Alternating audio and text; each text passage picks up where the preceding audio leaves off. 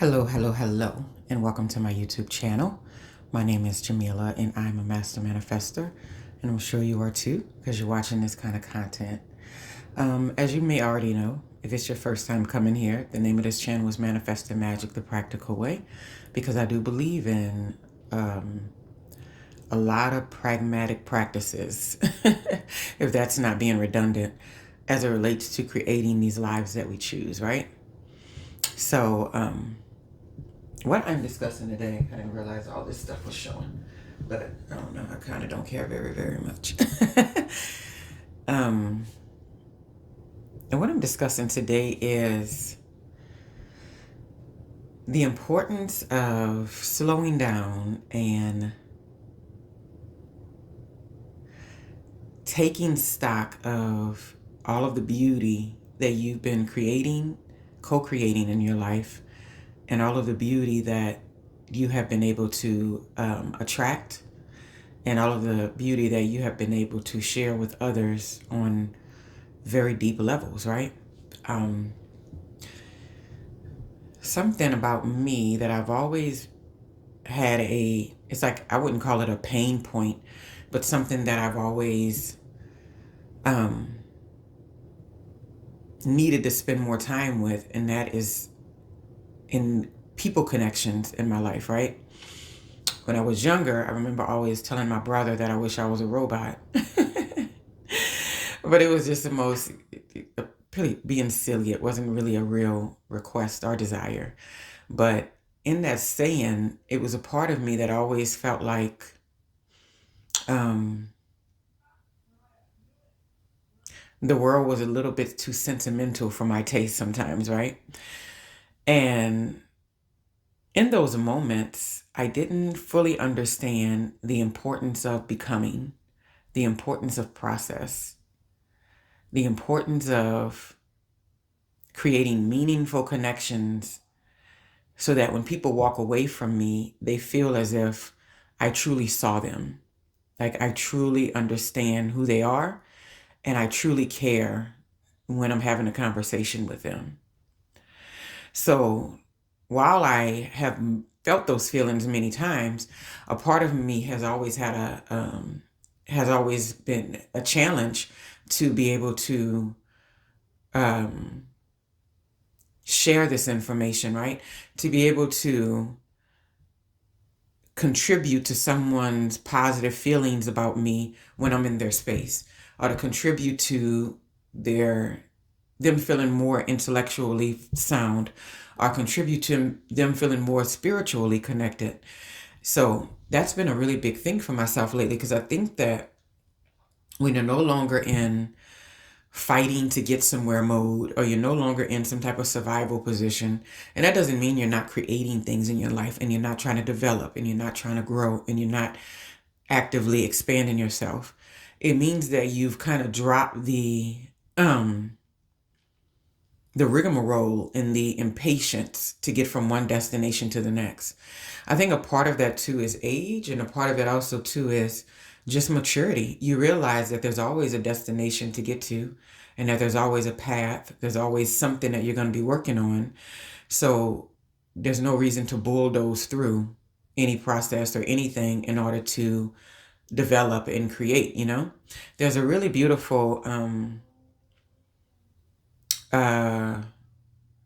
woman, I'll call it woman. She's a woman, that I listen to. I was going to say pastor or whatever. I don't think that's what she is. I just think she's just a speaker of the truth, the same way that I am, right? A sharer of this wisdom that we've attained in this brief time we've been here on this earth, right?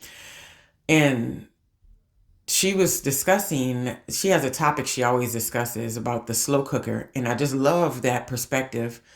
I love the idea of a meal that you can create, and one that you can pop in the microwave is sufficient. It's sufficient. You can, it'll get you food. It'll be sufficient. It'll serve the purpose, right? And then she has like this conversation when she talks about making like chicken and gravy and rice, and how when you're limited on time, you buy a slow cooker. And in that process, your desire is not to have the microwave meal. Your desire is to have the slow cooked meal. So you buy the slow cooker so that you don't have to bypass process in order to get a beautiful meal, a beautiful outcome, right? And so people come, they come to eat. You put something in the microwave for them, it feels one way. When you stand over a stove and carefully curate that meal, it feels another way, right? So I have been very, very, very excited about my personal growth as it pertains to the people equation, and as it pertains to the level of credit I give other people when it comes to their growth and their development and their expansion and their evolution, and also the level of support that I can provide other people while they're on a journey, while they're trying to create, while they're trying to develop something, while they're trying to go through the slow cooker, right? And truly become this thing that they're so deeply desiring to become, right? And so one of my old methods that, I mean, it worked for some time, was always I let people come to me. That was a really big thing because I was like, I'm so busy. I got so much going on. I'm doing so much. I'm, always got my hands in projects and stuff like that. And so if someone wants something from me, they got to come to me, right? And so that is how I lived my life for a lot of years. It's like, come to me, right? And I still don't have a problem with that. I think it's wonderful when people feel like they can come to you and share something thoughtful, and they know um, that it is fertile ground. And to be a person where people know that you are fertile ground and that what they're depositing into your space has the ability to expand and grow, I think that's just like, that's beyond anything I ever thought about creating. I never really thought that deeply into creating. When my initial um, journey started with creating the life that I choose, my brother was one of the first people that gave me a book. Now I'm gonna go there, but then my mind was open because of the parents that I had, because of the people that raised me, because of the mindset that they had at the time, and the level of I'll say stick to itiveness they had when it came to religion, and making sure that they were creating a really specific experience for their children and their lives, even moving into better neighborhoods to make sure that we experience things in a different way. Now, during the time, I'm not sure that it even was calculated on their part to do things in a certain way. If you know Wallace D. Waddles, a certain way. Um, but those certain ways are definitely something that I can see has expanded my life and my level of intellect in the most philosophical and wisdom worthy ways I can think of, right? So in that process, when you get so much wisdom when you're very young, early on, a lot of times it creates this attitude and energy that none of the people around me, they can't help me, they don't get me, because I'm so wise in this, and like, look what they're doing, and I don't think like this, I think better than this.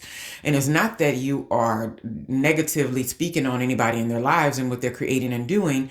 You just really get full of the idea of, you have the information and you get the information, but having the information and getting it is a much different path than actually developing the wisdom when it's time to use the information, right? So I was introduced to some really profound information at a very young age as it related to people in the world and everything around me. I think it was my 7th grade or 8th grade, I can't even remember,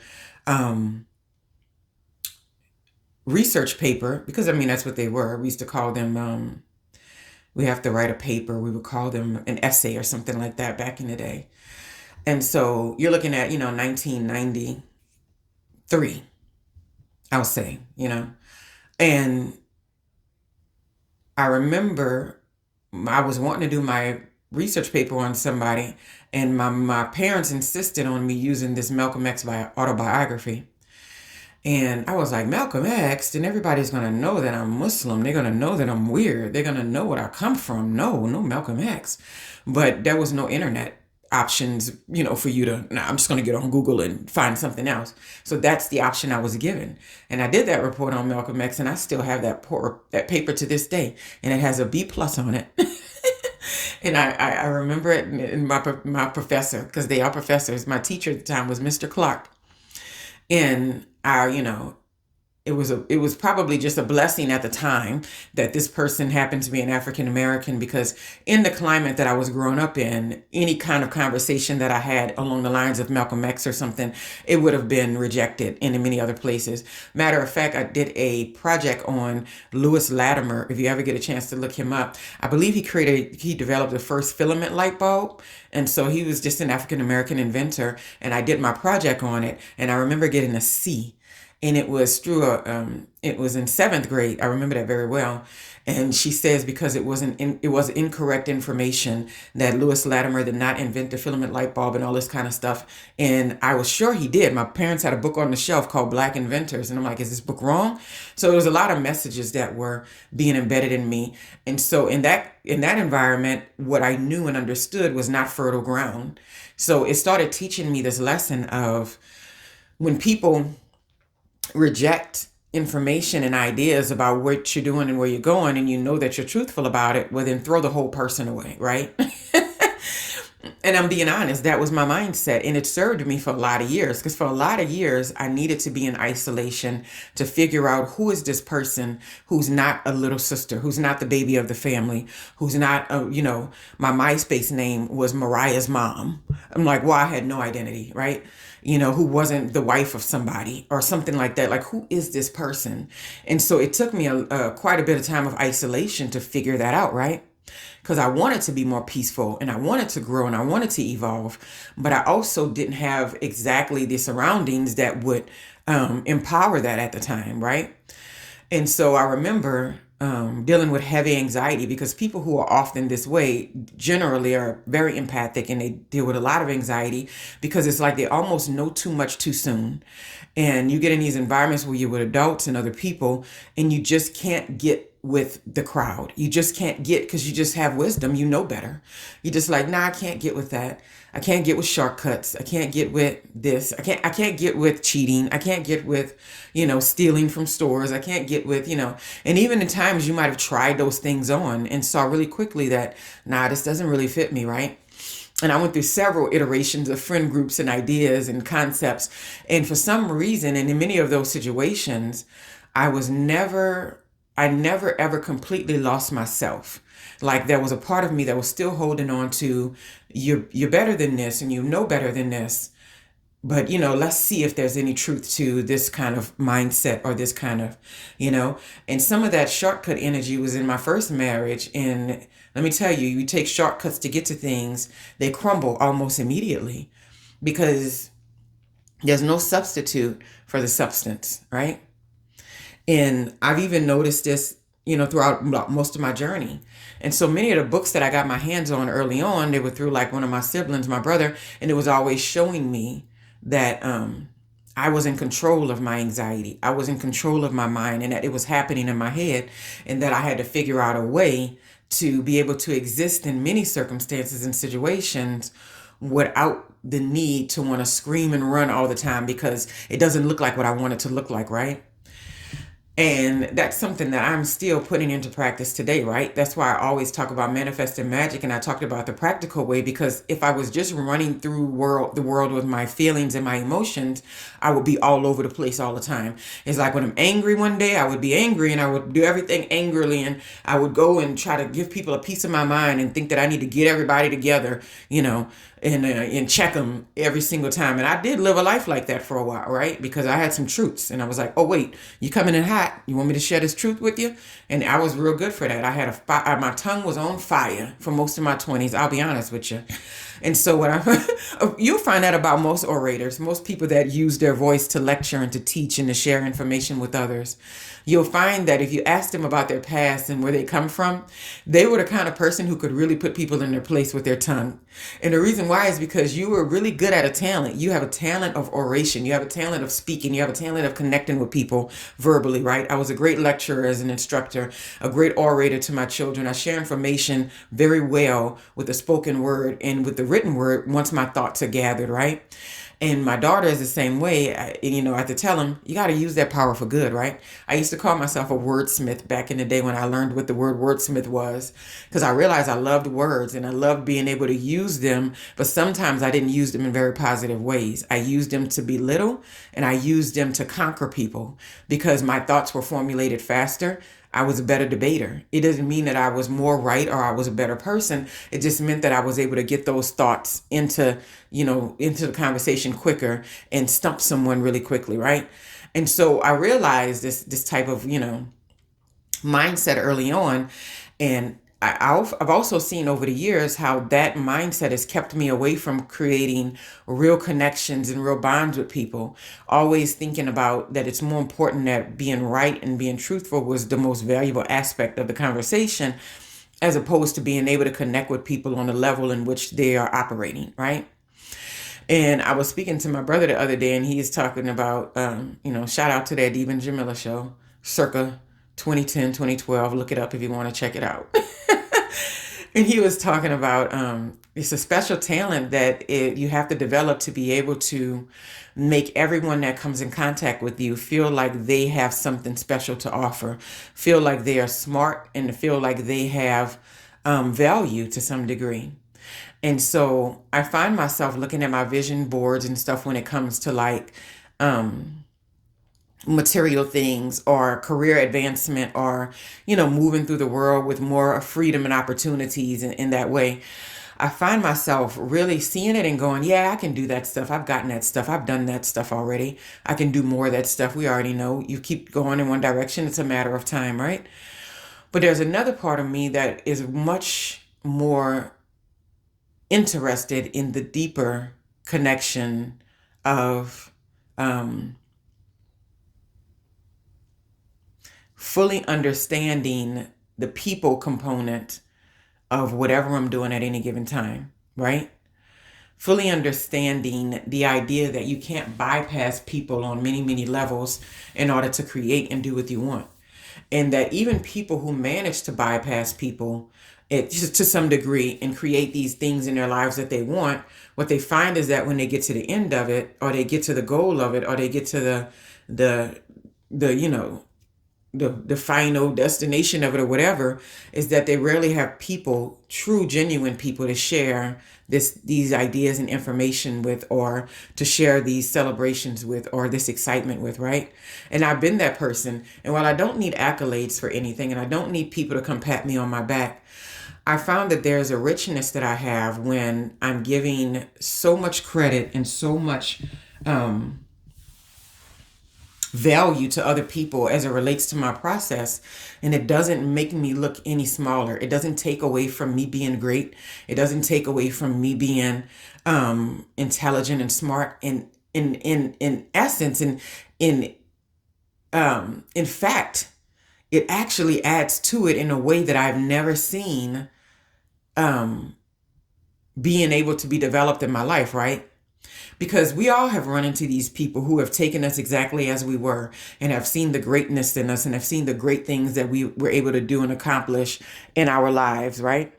We've all have these people in our space, and they don't challenge us in a way to to make other people feel a certain way, or to to connect with people on a certain level, because they're evolved past that. So we figure I only want people that are so far evolved past that in my space that I'm just kicking everybody else out who doesn't meet that criteria. But at the same time, I feel like you lose the opportunity to truly make what you do in life, to truly put into practice all the amazing things that you preach to everyone every day, or that you live your life by, or that your personal constitution, all of these ethical principles that you have established in your life that has worked for you, right? It's like you hold on to them for dear life, in a sense of, people have to get on my level in order to be able to connect with me and glean something from me to some degree, right? And while that may be useful for a particular season in your life, when you're really trying to solidify yourself in knowing that you are this God wisdom, knowing that you are this source energy, and that you are a co-creator in this life. As time moves on, those things are not sufficient anymore, right? It's not sufficient to just be successful. It's not sufficient to just be to have a lot of money. It's not sufficient to just live in a big house. It's not sufficient to just drive a luxury vehicle.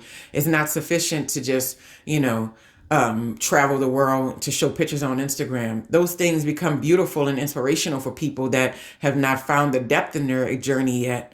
But when it comes to making those real human connections, you really have to start digging into, what is it that makes me tick? What is most important to me in this life? And what do I value in others in this experience? And how can I express and show that value in the most rewarding way to others, right? And so I just want to share that. That's just my journey and where I'm at right now and what I'm working on. And I hope y'all have a wonderful day. This has been a great Sunday for me. I'm about to do some yoga, and I'm about to have a smoothie possibly. And I'm about to finish growing and developing in this beautiful wisdom that I have been blessed with, and thinking about ways to use it to uplift and promote and expand others in a way that I have not seen in my life before. I hope y'all have a wonderful, wonderful day.